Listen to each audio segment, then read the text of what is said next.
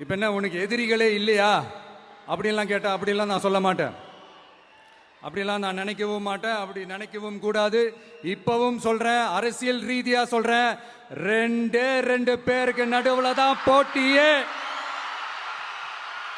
ஒன்னு இன்னொன்னு எஸ், ஒன்னு டிவிக்கு, இன்னொன்னு டிஎம்கே. இதுக்கு நடுவுல வேற யாருக்கும் எந்த வேலையும் கிடையாது. ஏதாவது இருக்குன்னு சொல்றீங்க? எலெக்ஷனுக்கு முன்னாடியும் அவங்களுக்கு ஒரு வேலையும் இல்ல. இப்ப எலெக்ஷனுக்கு அப்புறம் சுத்தம். ஆனா இந்த திமுகவும் மற்றும் பலரும் ஒன்னா சேர்ந்துகிட்டு இந்த விஜயோட ஆட்சி வந்துடக்கூடாதுன்னு சொல்லி ஒரு கூத்து ஒண்ணு பண்ணாங்களே, அந்த கடைசி 5 நாள் அடாடாடாடாடா, நமக்கெல்லாம் ஓஹோ இப்படியெல்லாம் கூட நடக்குமோ என்ன கூத்துங்கிறீங்க. ஆனா ஃபியூச்சர் என்னவா இருக்குன்றதை மட்டும் இப்ப நான் சொல்றேன்.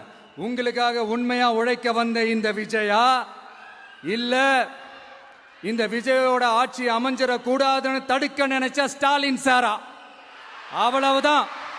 இதுக்கு நடுவுல வேற யாரும் எந்த அல்லு சில்லும் உள்ள வந்து நம்மளை தடுக்கிறதோ எதிர்க்கிறதோ ஏதாவது பண்ணாங்கன்னா நிர்வாகம் அதுக்கு பொறுப்பில்லை ராஜா, நிர்வாகம் அதுக்கு பொறுப்பில்லை. ரிசல்ட் என்னவா வரும்ன்றது அது உங்களுக்கே நல்லா தெரியும். நம்மளை ஏளனமா பேசுறதா நினைச்சு அவங்களுக்கு ஆப்பு வச்சுக்கிறாங்க.